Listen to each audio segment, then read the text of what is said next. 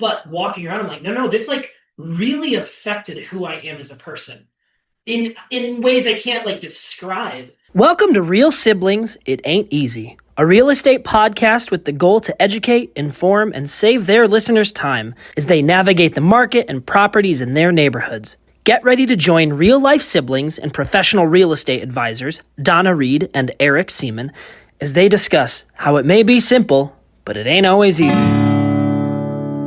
Every time I think about the places I have known, I realize that times have changed.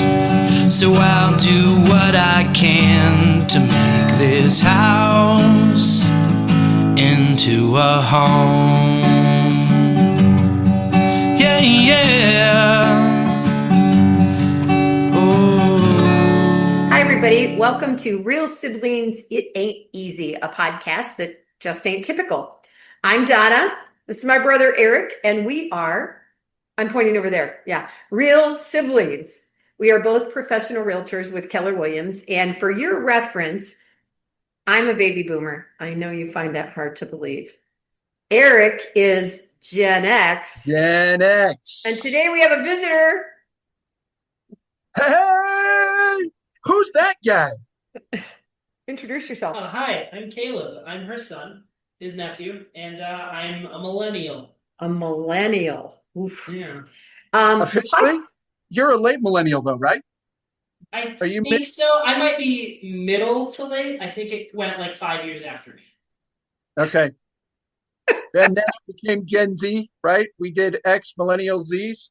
X, millennial, Z, new. Alpha. Or whatever the latest. So anyway, as the opening of this podcast, we do blend lifestyle with real estate, and we work to communicate, educate, connect, and entertain our listeners. The topics vary. We go in a lot of different directions, and we hope that we also provide some insight into the industry, which better equips you for your next real estate transaction. With that being said, Eric, we have these beautiful artistic visions behind us. Look, I got to lean so you can see the whole family.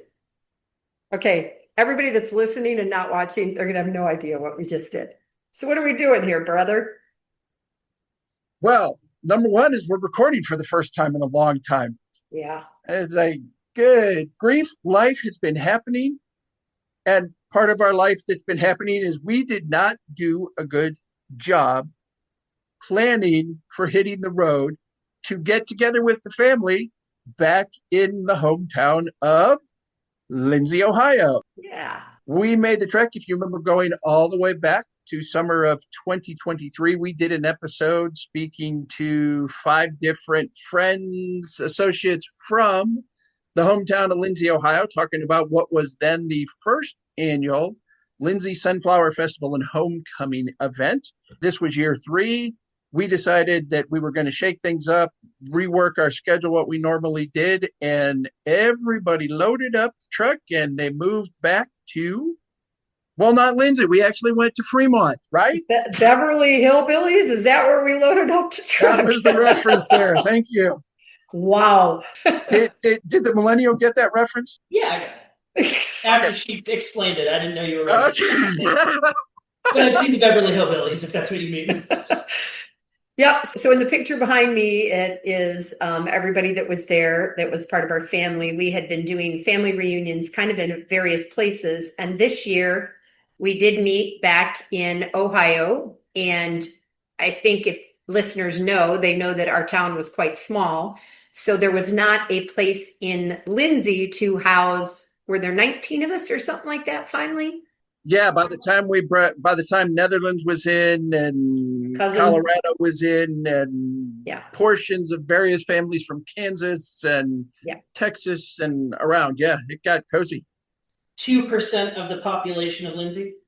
That's it, 2%. Donna always claimed it, your mom, Donna, always claimed that when she left, the population went down by 1. So 499 people. I guess our 19 people would be 2% or thereabouts. Yeah. You know, Eric, as I said, I'm going to throw it to you so you can talk about this. Just saying we were in Fremont is kind of an interesting thing based on where we stayed, right? So as we talk about houses, we stayed at probably the largest place in Fremont, don't you think? Certainly outside of President Hayes. Yeah, the and famous some presidential home. of the houses there on Burchard, Yeah. in and around that area. Yes, certainly one of the older and largest, and certainly what we used to consider a large estate. Right. And we all stayed in the same place.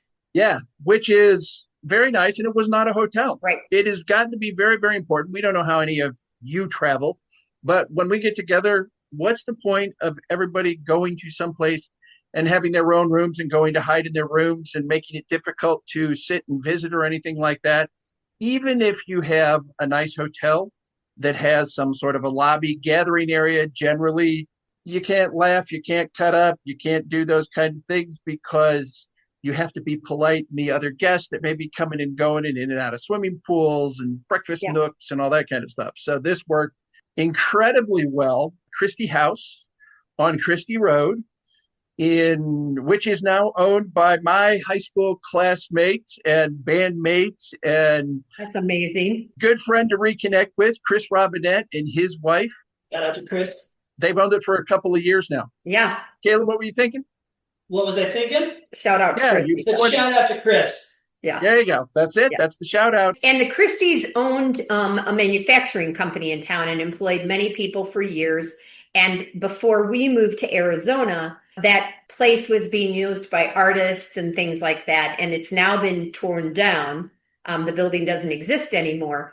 But one of the things that we found while we were there when Chris was showing us around was he had that drawer in, I don't know what room that was, like a library room. I would say the formal breakfast area. Yeah. Because there was the kitchen, there was kind of the smaller dining room, and then there was the formal dining room that we all went around to. So some of the knives and things that they had made. Were you there when we were doing that tour? Did you get to see that? It was pretty fascinating to go back and see what they had made and how they had originally made their name, especially since Gil, his dad, worked at a cutlery place, and there was another place that made bows and arrows, made the arrows and the blades for the arrows. But yeah. Lindsey sounds like a fake place when you describe it. This is not a real place where people live with their bow and arrow manufacturers. As you get around small towns where it's like, look, if they can do it, we can do it too. And the part that we didn't get was the founder of Cutco, someone who used to work with the Christies. Could have been. They were, this was premier manufacturing at the time, going all the way back to the 19th century into the early 20th century, the conversion, the razor blades, the special packaging, none of it exists anymore. Yep. Yeah. What era was the Christie house? Is that colonial? Is that something that I don't know the words for? While we were there, Caleb, there was a panographic photo, which in and of itself was pretty astounding. Going back, I think that photo was 1919, if I'm remembering it right. Yeah. And it was a company picnic out at the Christie house. That house was torn down. Yeah. This is a new generation house. So Christie's the original. This was the second one. So it was early 20th century. It sounded like it was built sometime in the 1920s, because one of the key features that Chris pointed out to us or on the tour, which I just found fascinating, was... I want to see what you say. The bootlegging space on the stairs. Where they hit the booze. So there was an area, as big as the house was, no matter where I served my guests, it seems they liked my kitchen best. The kitchen was, we all kind of huddled around, constantly in and out, grabbing waters, grabbing snacks, grabbing whatever. There were 3 staircases off of the kitchen. And one of them comes down. You actually could come in from the outside straight into the downstairs area on this big house. And as you came down that set of stairs, there was a landing. And that had been rigged, worked with gears, old window weights, so that you could basically lift it with fingertips. 6 of the stairs would pop up, and underneath it was where the Christies kept all of their booze during Prohibition. Did they do this on the tour? Yeah, he showed us on the tour. Yeah. I was picking up my wife at the airport.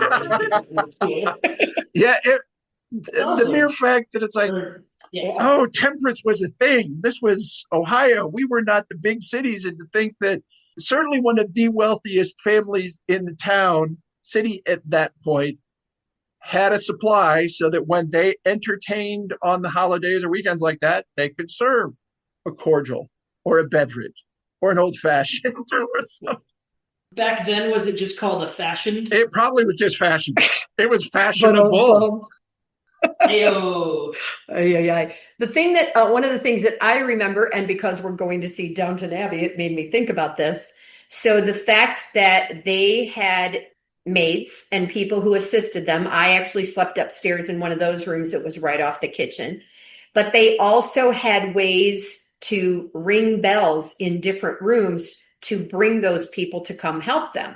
So there was one in the main room, the living room, that was like on a big pole, like well, I didn't notice it. I saw the decoration on the wall, but I didn't know that's what it was. You did not realize initially looking at it that was a pull to notify the servants to come in to refresh or clean something up or do something along those lines. Did you see that? I knew what it was because of Downton Abbey. Actually, did you really? Yeah. One of the, from the first episode where the bells are all ringing downstairs and it's like, oh, my lady needs me. Yeah. Well, and then the one in the kitchen, so two of them worked. So he showed us them working and how we could turn them off. And what I thought was just really interesting was the woman that stayed with them the longest, who outlived most of them, they said, she was quite short. So in order to reset it, she had to stand up on a bench or a chair to push the button.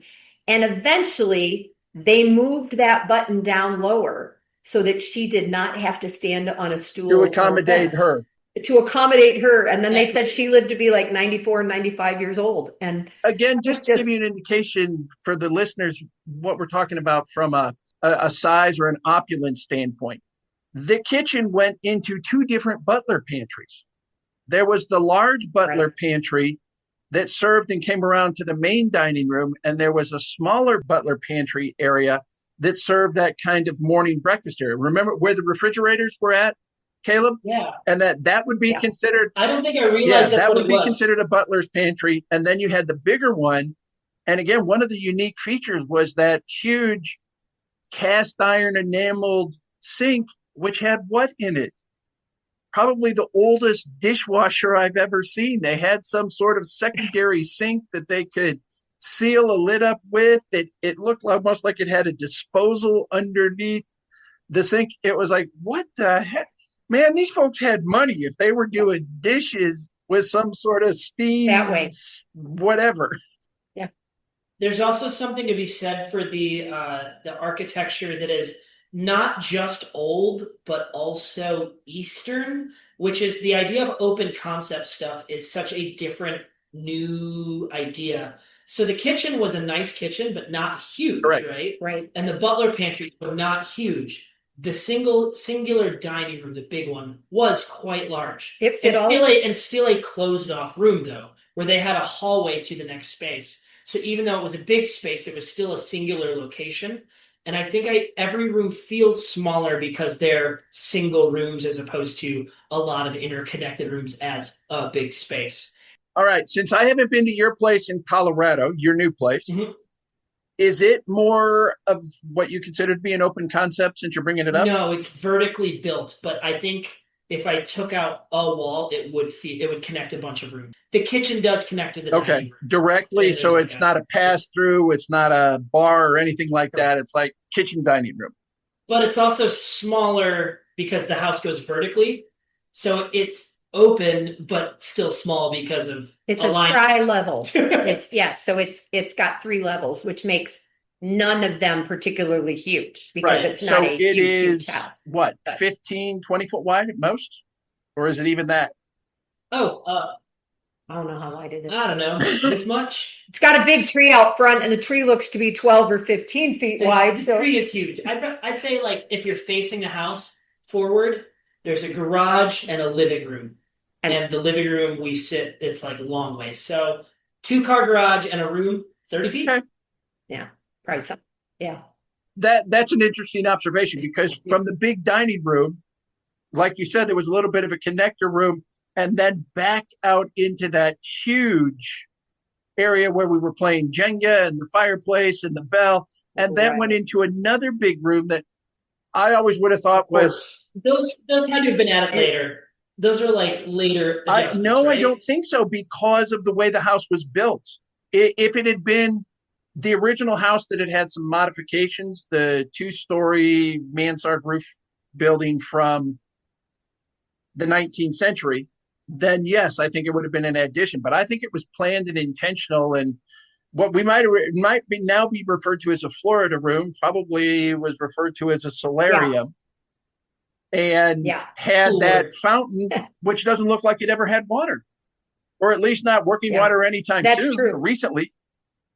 Eric, since we have Caleb here, and it was the first time he had been back to Lindsey or Fremont with his wife, I wanted to ask him a couple of things, because I've been back more than everybody else. I have gone back the most. I lived there the longest. I have the most connections. Show off. Caleb. So when you went back there, you wanted to walk around town, and you wanted to show Jessica specific things. What were some of those things that were memories for you? Mind you all, we left when he started 8th grade out here. So it's like 12. Yeah. I mean, there were a couple highlights of our hometown. It's weird when you want to show somebody something that is not actually impressive to see, but kind of matters for your history. So Lindsey does have, I would say, 2 locations that are of note. One is the Trestle Bridge. We had a very cool bridge over a river, which we called the Crick, and everybody played in the Crick and walked on the bottom of the trestle and played games on the side of it where we should have all died. There's very much, it's a dangerous location over a river that trains used to go over and has since been paved and made safe. It's not as cool now that it's safe, honestly. The other one is the cemetery, because it's a small cemetery that's a lot of very old families. And even Jessica started noticing, oh, look at all the Overmeyers. Look at all the Haas's or Roushes. She started getting and I was like, and this is, I wanted to see it to show her my grandfather's tombstone. But it is a very small town cemetery, which I think you don't get that vibe in cities in general, which is you kind of pick a plot. If you're lucky, you have a church you're associated with that, where you want to go. But I don't think a lot of people my age have a thing like that. No, I agree, but I think Lindsey's unique because there were multiple cemeteries in Fremont. People didn't go to the cemetery just to go.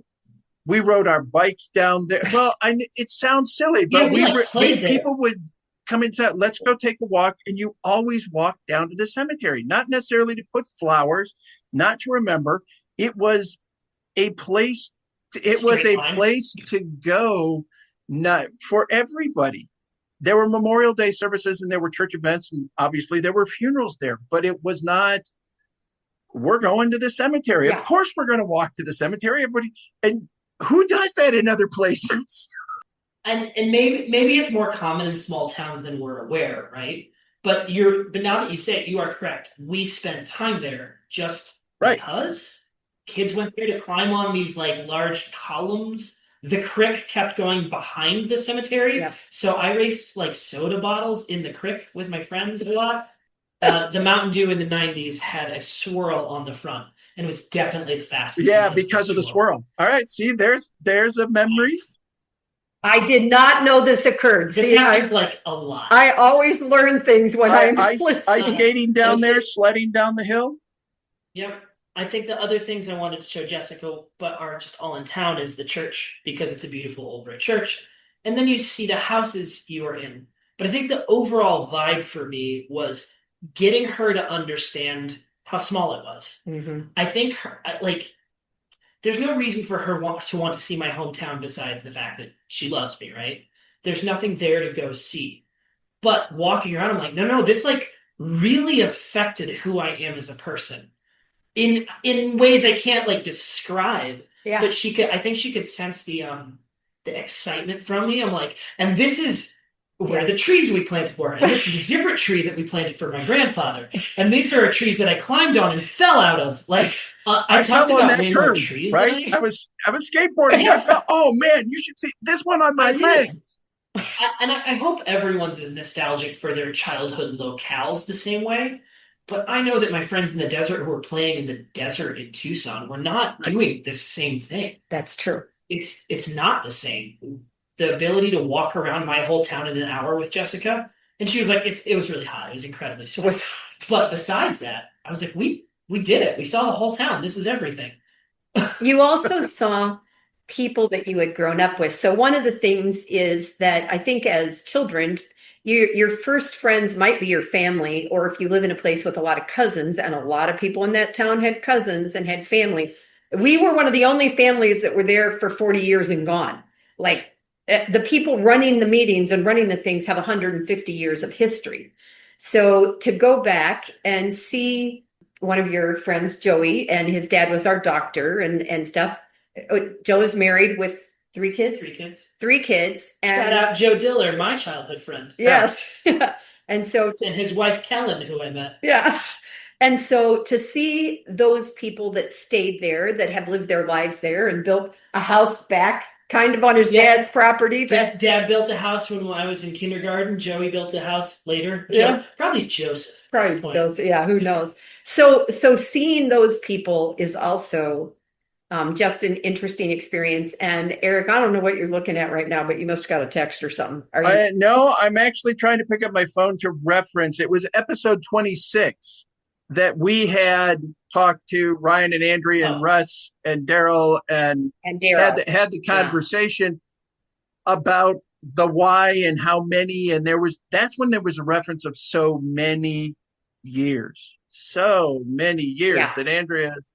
Between the three of them, they had like 300 years of history in the town or something. Well, we certainly didn't feel like transients or unwelcome. I mean, we were part of the makeup of Lindsey while we were there, but we have all left, and we don't have that legacy of the cousin who still lives down here in great uncle's house that was also this and those kind of things that we do have and are missing that. Yeah. And on the other hand, I mean, this is a podcast of positivity. I don't fit in there. And I think about that where I'm like, I love showing this to Jessica, and people are so kind to me and I have such positive memories, and I cannot imagine living there now. And maybe part of it is because I left, but I think Adam, for example, was never going to fit in Lindsey, Ohio. He's a city kid. And I'm much more a city kid. And I just, things like Broadway theater or big punk bands coming through. Like the latest Coheed concert that's not important to truly like life happiness, right? I don't have to see concerts to have a worthwhile life. However, I've decided that seeing Broadway shows matters to me. And I know people there who do theater and they travel to Toledo or whatever to see these shows. But it's pretty ingrained in my life that like being paid to do theater is something I do. And I see concerts.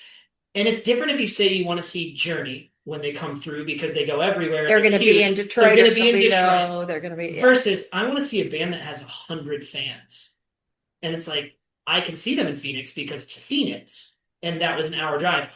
Or I can see them in Denver anywhere because everybody goes to Denver. Yeah, I remember Adam talking about that. It's the stopping point or launching point to the Midwest and to the East.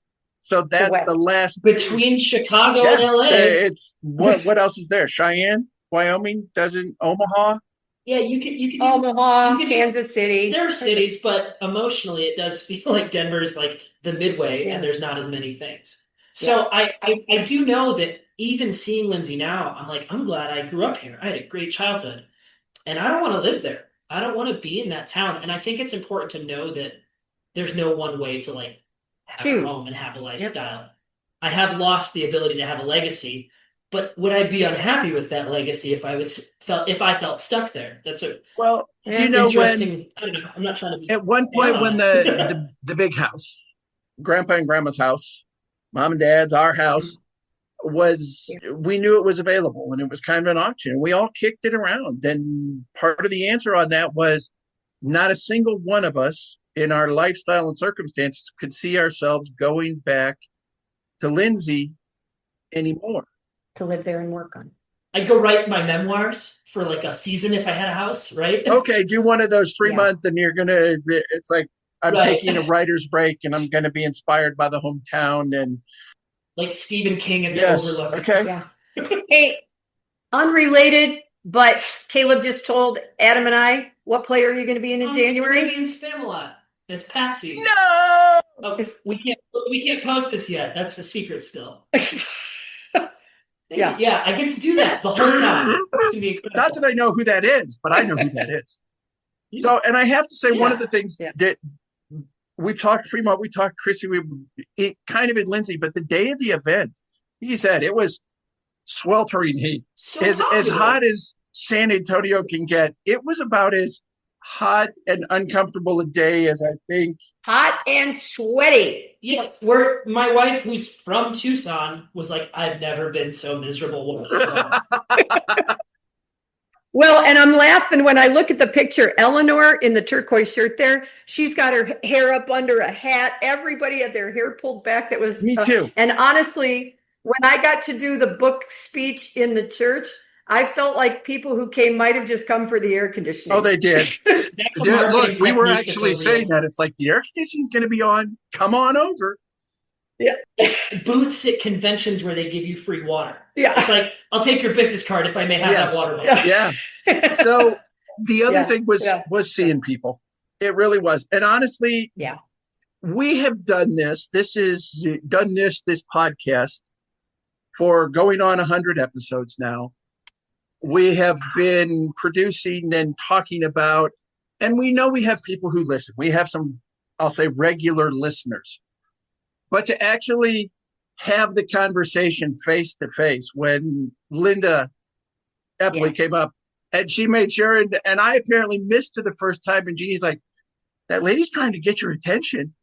And I went up and she's like, oh my gosh, listening to you two talk about Lindsey and where you're at is so inspiring. To hear our cousin Amy, who's going, you haven't had any new episodes for a while. I didn't have anything to listen to on the drive up. Kelly just told us that. She asked us because we haven't done it for. I don't want to say that there's music on the iPhone, but we can. But there's not us. You could listen to the iPhone. That's true. That's true. Unless I just record and sing or something. Which, go ahead. Go to wherever you listen to podcasts, Caleb. Type in siblings and see who comes up. We compete with a brother and sister team, Kate Hudson, Donnie Marie, and her brother doing sibling rivalry. It's so close. We are right there, neck and neck. Yeah, you're in direct competition. They're 1 and 2 by about 50,000 listens or something. Can I say one last thing? You certainly may. That's why we brought you on. I hate to reference another show, but there's a joke about Gilmore Girls, about how the small town in Gilmore Girls always has like events, and how it's like, ooh, everyone comes out, and it's this idyllic town on TV where it's truly like, it's a town. It's supposed to be a town of like 1,000 people, but it seems like 30,000 people attend their festival. And Lindsey used to have the Chili Festival, which was always at the school, which has been since torn down. So it does feel like Lindsey had to consciously decide to have something to bring people in. So they made the Sunflower Festival, and it sounds like a joke in the city. It's Andrea. And that's what Andrea felt like. Andrea as a legacy member there. Yeah. And it works. It was so popular and a wonderful reason to visit this town that doesn't have other reasons to visit. There's no like cool restaurant that you go to in Lindsey, right? So them consciously deciding to have this, and if they did this 4 times a year, if there was a seasonal event, winter might be hard. I could see people from all around that region consciously going to it. And it's so very successful. Well, and I can't do it this year, but I do intend to talk to the current mayor, who is Ann, and suggest one of my friends from church. We didn't go to the same school, grade school, but then in Fremont together, Rick Nip has a team of horses, and we talked when he came through San Antonio that we need to get together so that I can put on my red suit at the holidays and be drawn through. I think it's a perfect opportunity. Oh, do you want a red suit? My other, You Just the one? Okay. I've got that shirt. That's going to be a video for the IG channel. To do a parade through downtown. The little town that I live next to here, honestly, is population of about Fremont. But they put together a mile-long parade route, maybe not even that long. It brings in thousands of people, food trucks, and all they do is have different clubs, different floats, the Shriners coming through in their little cars that they used to run in Memorial Day parades and things like that, and do that through downtown. And I would rework my schedule to make that work. But it was also the people that I didn't expect to see. Eric, we got 4 minutes. You got to wrap this up, brother. The people I didn't expect to see. Other high school classmates who were not from Lindsey, who came out from Fremont or other towns, Findlay, Tiffin, to come back up to Lindsey when it wasn't even their place. It's like that was unexpected to me. Same with my classmates. All right, we'll do part 1 or 2 depending on when we can post this based on what he told us. We might have to this will be part 1, and then we'll do part 2, and we'll name episodes. And thanks everybody for joining us and listening. And Caleb, thanks for flying all the way down from Denver to Tucson to sit in your mom's room with Lindsey behind you, talking about. I could have zoomed in, but I had to fly. This is definitely the memory lane. We talk about the fact that this is real estate and lifestyle, and this is definitely lifestyle episode. And it is interesting having the next generation down from us sitting here in the podcast chamber. I'm the next generation, which means I'm Captain Picard. Okay. I win. I don't know. I see you more as number 1. Eric. Come on, brother. We want to thank y'all for joining us and listening. We're going to come back. We're going to talk more about this because it was a lot of fun getting back into town and seeing people, places, things. The adventure getting to and from there driving was quite the thing too. So we'll have a chance to talk about that. Remember, we're both professional real estate agents. Donna's in Tucson. I'm in San Antonio. We both work for Keller Williams brokerages. Donna's with Keller Williams Southern Arizona. I am with Keller Williams Heritage. I also do farm and ranch. If you have questions or a need in our specific area, reach out, give us a call. Our contact information is on every single podcast episode we do. If you have a referral or a need somewhere around the country, reach out to us. We can help refer you to our extensive network of agents somewhere around the country. Remember, maybe simple, ain't always easy. I'm Eric. I'm Donna. I'm Caleb. 2 of us are siblings, and one of us is. Happy to be here. Wow. That's the way we way to wrap it up. Thanks all. Every time I think about the places I have known, I realize that times have changed. So I'll do what I can to make this house into a home. Yeah, yeah. I'm Annabelle, and I want to thank you for investing your valuable time in listening to Real Sibling. It Ain't Easy. I hope you found this episode informative and enjoyable. There are several ways you can support this podcast with my Grandpa Eric and Aunt Grandma. Please take the time to like, follow, and subscribe. Additionally, leave them a 5-star rating along with a review on your preferred podcast platform. The final thing I would ask is that you recommend this podcast to a friend, a family member, or an associate. Your engagement is critical to their ongoing success, and they look forward to connecting.